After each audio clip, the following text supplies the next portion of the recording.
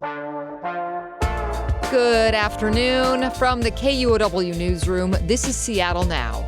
Hot rat summer is over because it's officially fall, y'all. Happy fall equinox. I'm Paige Browning with a roundup of today's top stories. It's Monday, September 22nd. We're starting today with a blow to local public media. Seattle's Cascade PBS is laying off 17 people across its editorial, marketing, and sponsorship departments. This guts the long-form online news from an award-winning team of journalists. Cascade PBS CEO Rob Dunlop says the layoffs were needed in order to keep the outlet viable.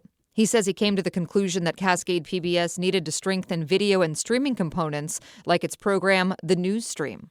What we've made the decision to do is add more resources, essentially, to the news feed, but it comes at the elimination of publishing long-form news to our website. Congress cut funding for the Corporation for Public Broadcasting in July. At the time, Dunlop said about 10% of the local PBS's annual operating budget came from a CPB grant. That was about $3.5 million a year. The Pacific Northwest Newspaper Guild represents the newsroom staff. A spokesperson said today they are deeply disappointed. On the immigration beat, Seattle area tech giants Microsoft and Amazon are urging workers who have H-1B visas to return to the U.S. and to avoid international travel. This after President Trump announced last Friday that he would institute a $100,000 fee on those visas. Axios Seattle reports that on Saturday, federal officials clarified that the fee will apply only to new visa requests, not to existing H-1B holders re-entering the U.S. All the while, Seattle's taking steps to make itself a shield for immigrants here. Today, Mayor Bruce Harrell proposed directing $4 million in future taxes to immigrant services, such as for groups providing legal aid, ICE response, and Know Your Rights trainings. Gustavo Segrero reports. The money is meant to funnel through the city's Office of Immigrant and Refugee Affairs, which then disperses it in grants to immigrant groups that apply for the funding. Hamdi Mohammed is the chair of the Office of Immigrant and Refugee Affairs. In these unprecedented times, when some choose fear, we in Seattle are choosing hope. When some promote division, we in Seattle are choosing unity. After Congress slashed federal spending for some programs for immigrants, Seattle immigrant nonprofit groups are expecting future challenges. But all this money has a big asterisk. The money would come from a change in the business and occupation tax, which Seattle voters would have to approve in November. Gustavo Segrero, KUOW News.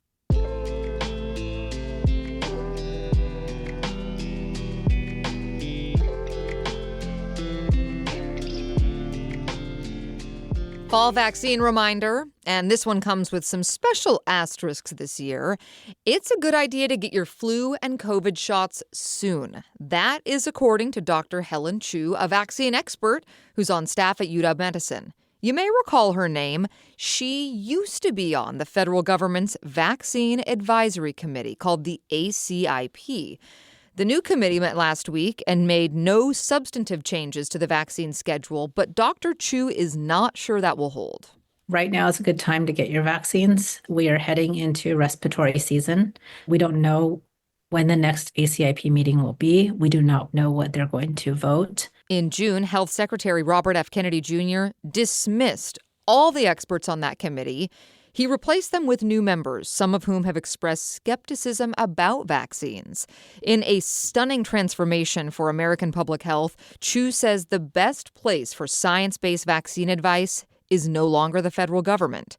Now, she says it's major medical organizations, such as the American Academy of Pediatrics or the American College of Obstetricians and Gynecologists.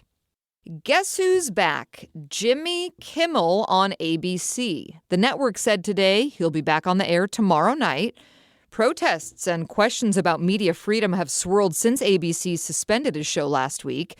About 100 people gathered outside KUOW Plaza over the weekend to protest Disney and Sinclair Broadcast Group because, and hopefully this is easy to follow, Sinclair owns KUOW, which is a station that airs ABC shows, and ABC is owned by Disney. Devin Hermanson helped organize Saturday's gathering in Seattle. We're here to send a really strong message to Disney and ABC and other corporations that it's more expensive to bend a knee to Donald Trump than it is to fight. And we're going to bring the pain. We've done it with Tesla. We can hurt Disney. At Saturday's event, sign-carrying protesters, some wearing Disney costumes, joined in free speech chants. A couple of quick mentions to make you aware of today. Mayor Bruce Harrell just got some big endorsements in his competitive race for re-election.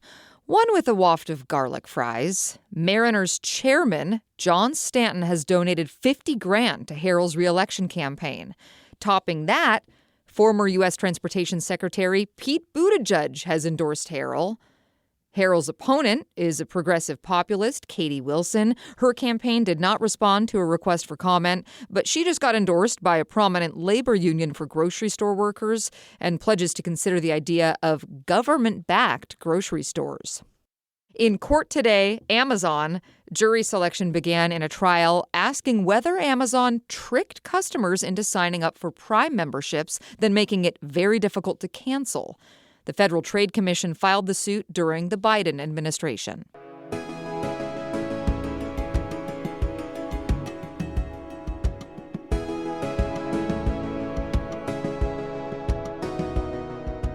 Big things happened in sports over the weekend. Big like... right field! He's got 58!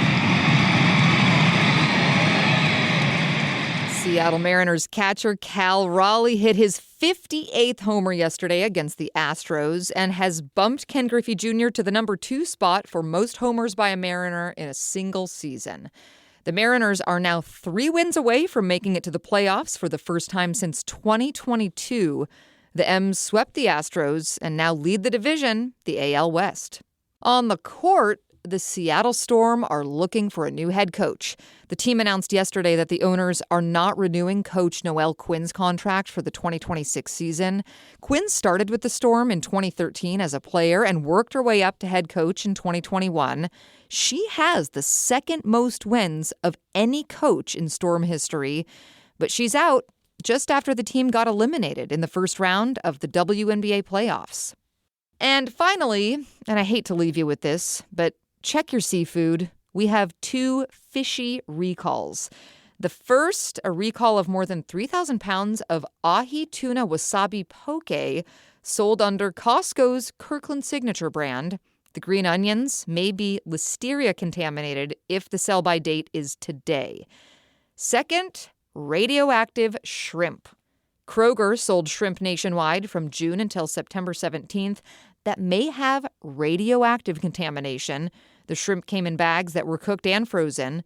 In both cases, either throw it out or seek a store refund. Next time on Seattle Now, the city council's out with their plan to guide housing growth in Seattle over the next 2 decades.